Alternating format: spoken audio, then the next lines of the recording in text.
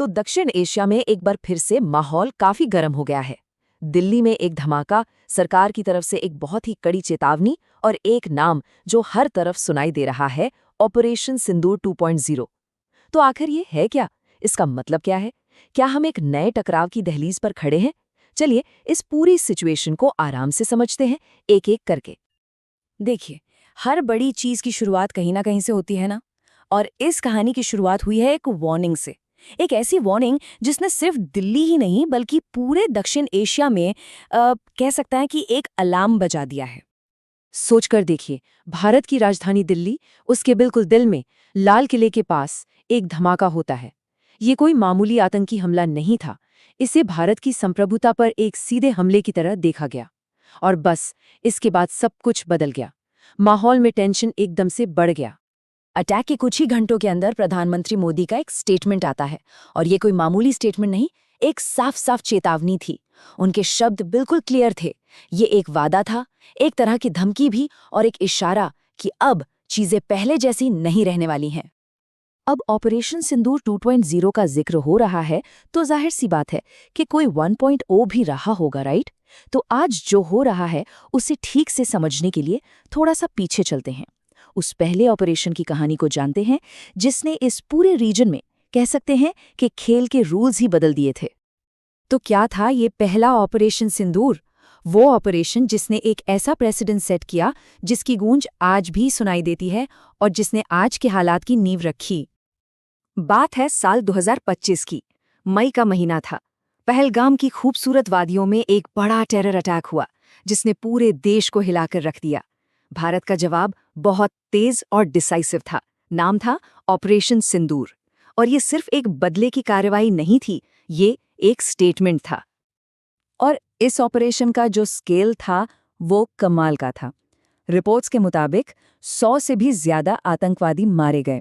अब ये सिर्फ एक नंबर नहीं है, ये इस बात का सबूत था कि भारत अब आतंकवाद को बिल्कुल भी बर्दाश्त करने के मूड में नहीं है। तो सवाल उठता है कि आखिर ये ऑपरेशन जमीन पर हुआ कैसे? इसके स्ट्रेटेजिक रिजल्ट्स क्या निकले? इसकी डिटेल समझना आज के लिए बहुत जरूरी है। जो सोर्सेज हैं वो बताते हैं कि ऑपरेशन सिंदूर एक स्ट्रेटेजिक मास्टर क्लास था। मतलब भारतीय सेना ने टेरर कैंप्स पर बिल्कुल पिन पॉइंट एक्यूरेसी से स्ट्राइक किया, उनका पूरा का पूरा इंफ्रास्ट्रक्चर तबाह कर दिया। और जब पाकिस्तान ने बदले में कुछ करने की कोशिश की तो उसको हवा में ही न्यूट्रलाइज कर दिया गया। ये भारत की मिलिट्री पावर का एक जबरदस्त शो ऑफ फोर्स था। और एक चीज समझना यहाँ बहुत जरूरी है, ये कोई छोटे मोटे ठिकाने नहीं थे। जिन कैंप्स को टारगेट किया गया उनमें बहावलपुर और मुरिद के जैसे बड़े सेंटर्स थे। ये वही सेंटर्स हैं जिनका नाम 9/11 और लंदन बॉम्बिंग्स जैसे बड़े इंटरनेशनल अटैक से जुड़ा हुआ है। तो भारत पूरी दुनिया को एक मैसेज दे रहा था कि आतंकवाद का कोई भी सेंटर अब सेफ नहीं है। तो देखिए हुआ क्या। भारत ने पाकिस्तान और पाकिस्तान अधिकृत कश्मीर में आतंकी ठिकानों पर प्रिसिजन स्ट्राइक्स की। जवाब में जब पाकिस्तान ने रिटेलिएट करने की कोशिश की तो उनका aggression Indian air defence system से टकराकर, कह सकते हैं, वहीं ध्वस्त हो गया। लेकिन ऑपरेशन सिंदूर सिर्फ एक मिलिट्री विक्ट्री नहीं थी, ये उससे कहीं ज्यादा बड़ा था। ये भारत की फॉरेन और सिक्योरिटी पॉलिसी में एक सिस्मिक शिफ्ट था, एक ऐसा बदलाव जिसने सब कुछ बदल के रख दिया। इसे नाम दिया गया द न्यू नॉर्मल। ये एक बोल्ड नई पॉलिसी थी जिसका मतलब था आतंकवाद और न्यूक्लियर ब्लैकमेल के लिए जीरो टॉलरेंस। साफ शब्दों में अब न्यूक्लियर हथियारों की धमकी देकर छोटे मोटे टेरर अटैक से बच निकलने का रास्ता बंद हो गया था। मैसेज बिल्कुल क्लियर था, भारत अब चुपचाप विक्टिम बनकर नहीं बैठेगा। और इस नई मिलिट्री पॉलिसी के साथ साथ एक सख्त डिप्लोमैटिक स्टांस भी आया। प्रधानमंत्री मोदी ने साफ कर दिया कि अब पाकिस्तान के साथ सिर्फ 2 मुद्दों पर ही बात होगी, आतंकवाद और पाकिस्तान ऑक्यूपाइड कश्मीर। वो नरम डिप्लोमैटिक वाला दौर अब खत्म हो चुका था। तो ये सब इतिहास हमें आज कहाँ लाकर खड़ा करता है? ऑपरेशन सिंदूर की जो लेगेसी है वो आज की सिचुएशन को कैसे शेप कर रही है? दिल्ली में धमाके और भारत की सख्त चेतावनी के बाद बॉर्डर के दोनों तरफ हवा में एक अलग ही टेंशन है।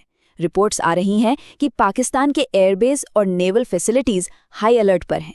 मतलब वो एक ऐसे अटैक की तैयारी कर रहे हैं जिसके होने का उन्हें डर है। तो आज हम एक बहुत ही क्रिटिकल पॉइंट पर खड़े हैं।